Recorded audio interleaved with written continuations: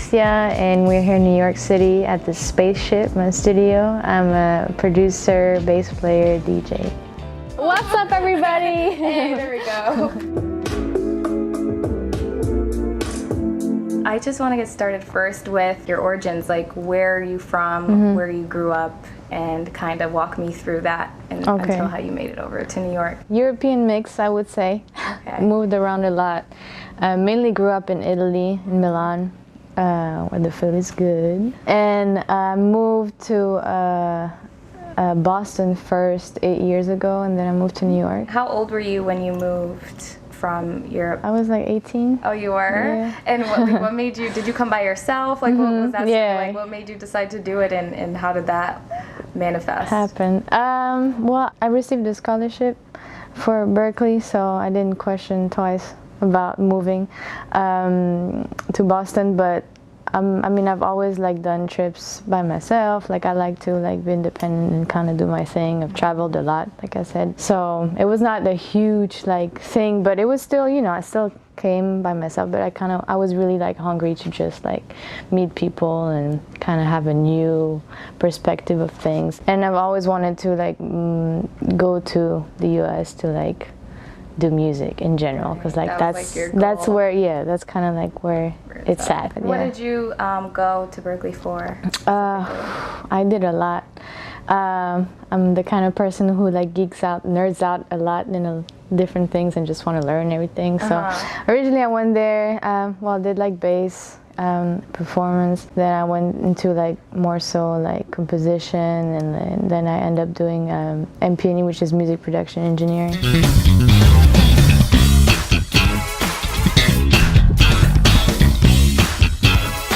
At what point did you start to pick up bass? Because that's one of the main things. You Yeah, do, right? I picked it up. A friend had a bass when I was in college, and I was like always, I mean, I was always a big nerd when it comes to music. So, you know, when I was hearing all like the James Brown bass lines and stuff, I was like, okay, I need to learn bass, because that's kind of like the main thing for the group to me. So I was like, okay. So I picked up his bass, and then, I don't know, before you know it, I just kind of like bought my own, and then started shedding like crazy, just gigging out a lot. And yeah, started gigging here and there, and still am. I saw that you like were in a 14-piece band. I've done a lot of like different like projects, but like one of like my main ones that I was really passionate about was like Alissia and the Funketeers. It was like back in the days, and yeah, while I was in college, whatever, I mean, put a band together. We did a bunch of like shows and tours and stuff, and it was fun. Yeah, we might do a reunion at some point. You guys should do a reunion show. Yeah, I know. So right? you did that throughout college, and then after that, did it disband? Yeah, I mean, it was, you know, I was playing with a bunch of different artists already, and kind of working with people already on their music. So, but I was in a bunch of different bands, you know, like when you like kind of a musician and you kind of play around and stuff. But for my own thing, yeah, that was like my main and only project I had. Yeah. And then ever since school, have you always been doing music full-time? Full-time, yeah. I must say I'm really grateful for that, because I live through music, and if I would have to do something else that isn't music related, I would feel terrible. And so, yeah, I must say that, again, like I'm grateful for that, and I'm grateful that I can do that 24/7, and I do a bunch of different things in music too. So like I play instruments, I play bass, and I DJ, and I do production and music for commercials, and I would eventually would love to do for film as well. But yeah, so it's not that it's like one specific thing, and so yeah. Did you move to New York right after Boston? After I graduated, yeah, I moved here by myself. I was kind of like really, again, hungry to just go out and just check out all the musicians in the scene, and kind of sit in at jam sessions and stuff like that. Same with DJs, and kind of like learn, and just I love like the city. I think it's like definitely a city that never sleeps. Like even the studio hangs and all of that. I was just kind of taking it all in. It was kind of overwhelming at first. I would say the first couple years were like, whoa, okay, trying to do a lot. But then, then I started like being more comfortable and created my own thing and my own like production like studio, which is here, the Spaceship, and started doing like more so like production services for artists and things like that, and DJ gigs here and there still.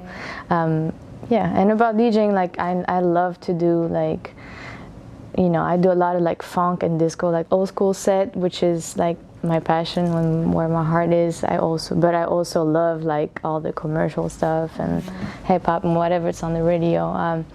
So yeah, I kind of do both. As far as I mean, you know, the musical talents you have, they all definitely kind of go hand in hand. Would you say you have like a favorite? Oh, I mean, God. Do you like playing bass more? Do you like producing more? Do you like DJing more? Is there like one that's like always up there? Or not really. It's like choosing a favorite character. Yeah, it's crazy. It's all like different like mindsets, and sometimes I would like spend hella time on like a plug-in and try to make a certain sound crazy and just dig into that. Sometimes I would say, okay, now I'm done with that, just shed bass or shed keys or shed drums, low-key, or just like do some DJing for a bit. And it's good because, like I said actually earlier, it kind of like it gives a little refreshing like twist. Was this something that you grew up doing and knowing you wanted to do? Like, were you always into music? Did your parents like put you into it, or was it something you kind of did on your own? I would say I kind of did on my own, even though my mom listens to music all the time. There's always music playing. As I grew up, I started going to like jazz festivals in Europe, because there's like a bunch of jazz festivals. And then even on the radio, I started nerding out on like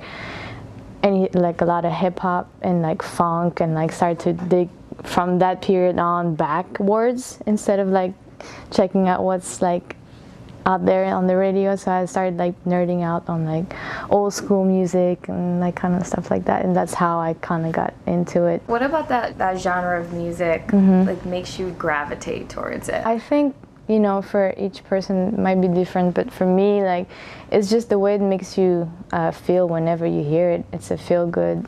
It's like just a feeling. This is what you call the Spaceship. Yeah. Tell me about the Spaceship. Okay, well, this is the Spaceship, and it's kind of like my studio. Like I was telling you, like I mainly work here, and I came up with that name because of, you know, the Mothership, all related to like P-Funk and stuff. It was a whole thing, but also because the Spaceship, because like I like all the like space stuff, and I like when I mean, the concept is basically like when people come, we elevate and go in another like dimension or whatever, and that's kind of like the thing. Why is it important for you to have your own space? Well, I used to work from at another studio, and I end up just spending all of my time there.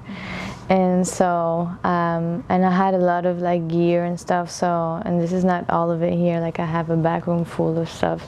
So it expands like each month. Yeah. I'm like, okay. But yeah, so I decided to have my own space so I could really like just everything that I'm working on, all the projects I'm working on, I can really spend 24 hours 7, no matter what time it is. I can just, you know, have it here. I still work at like studios when it comes down to certain things, if I want to use certain mics or record a string section or whatever, like, but yeah, it's definitely more like convenient, I would say. I also use it for other people, like whenever like they want to record some things, so it's not like commercially available, but like sometimes like people would come in and do their own thing, and I would engineer. And yeah, I love to create with other artists and kind of get a vibe from them and like hear what they want to say, hearing what type of sounds they like, and even I like to just hang with the artist and just kind of understand them on a personal level and understand what their vision is. And I feel like it's more than just music sometimes. It reflects in music, but I feel like it's more than that. Can you tell me some of the people that you've worked with in the industry that you've produced? Name drop time. Yeah. No, I mean a lot of different artists, different styles of music, but recently I produced and worked with Bootsy Collins, which is an artist I was looking up to a lot. Like when I started, specifically when I started like playing bass, because I kind of like transcribed all of his bass lines for like straight up 3 months, just like James Brown, and then P-Funk, and like a lot of it was him. So working with him was like a great experience. I learned a lot, and then I've worked with recently with Paak actually, which is, I really love his like energy. First of all, his pocket on drums is crazy. So that was a fun experience. Looking forward for the music to come out. Then I did some stuff with Mark Ronson. So I'm really excited about, you know, kind of trying to like learn from like the greats and like the older people. I definitely want to ask you about Bootsy Collins. Okay. I mean, it's Bootsy Collins. Yeah. So I have to ask you about that. So you looked up to him before you even got to work with him. Yeah. Like, oh my gosh. Yes. So you basically got to work, like one of your like musical heroes. Oh yeah. Like, you got to work with. When he first reached out to my management, when they first told me that, I was like, can't be the Bootsy Collins, like, you know, me as a big like funk head. I was like, I can't be. And then you know, apparently he said that he heard my music, and so that's how like he kind of wanted to do some stuff. You know, he definitely became like a mentor to me, and it's someone that I definitely look up to, and who always kind of pushed me to like the edge, and even in like things that I don't necessarily feel comfortable. Like he made me play guitar on his record, organ, and like sing on it, which is like something I've never done before. So you sing too? I mean, I sing a little bit, just like for guiding tracks for artists. Do you think you'll start doing a little more singing now? Do you think maybe or eventually. Is that like not an avenue you really thought about taking? No, I'm not against it. I'm not against it. It's not like my main focus right now, but I'm not. Yeah, it's always like I have a lot of really talented friends, singers, so they always like sing and like make me sing, and but yeah, definitely work more on that for sure. One of my first like big record proposition deal, I would say, was that. And my love for music is like, it's not about me, it's about the music. So, you know, they were kind of like seeing, oh, okay, that's a female, whatever. She plays bass, she sings a little bit, but we're gonna work on that. We're gonna make her look a certain way, whatever, and make her the artist. And it's not that I was against it, but I was saying like it's not really my thing to just be singing and in front. Like I don't really feel necessarily comfortable like doing that, and I don't care about being in the background and just you know, write and do production and not necessarily be the artist. I'm not against it again, but like, it's just like kind of more about the music than about the appearance, I would say. And I love like working on other people's music. Like there's nothing that makes me more happy than having an artist that has a vision and making it come to life. Getaway, like I heard that track and it's like this feel good, like nice day out. Yeah, like, that was the goal. The message in it was like just to have a getaway and break from things in general, and that's like how I do breaks and things. I just walk outside and just think and kind of like that. So that was kind of like the goal of it. I wanted to be super chill and very like just New York. And that was your first like produced track, that was your original? Well, it was mainly Rick Express and Yeba that did the vocals, but I did like kind of the underlayer at first. When I started getting more into like production and stuff like that, I was like, okay, now it's kind of time to release my own thing, because I was working for just different artists, and I have a lot of music. I'm very creative, which is like a curse and a blessing, because then I have like so much music. I'm like, this I kind of want to release. Is it tough for you because you have all this music that's yours that you want to release, but you're also producing for other people, so I'm sure you have to put like your stuff on the back burner a lot. Yeah. Is it tough for you to like balance that and have to like put your stuff to on the side? Like, what's that like for you, and how do you juggle it? Good question. Yeah, for me, I mean, I'm always creating. So if it's if I'm not working with a specific artist and we're creating together, if I'm just like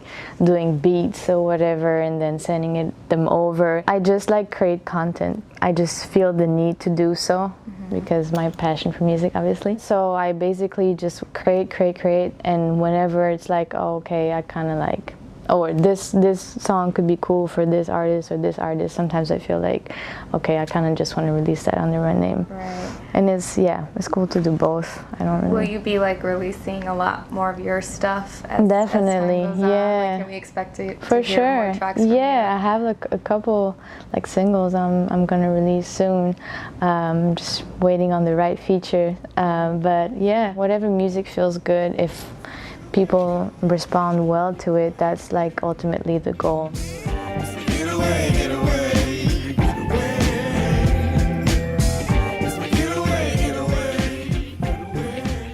Hey, it's Alissia with Mystery Girl Radio. Find Mystery Girl.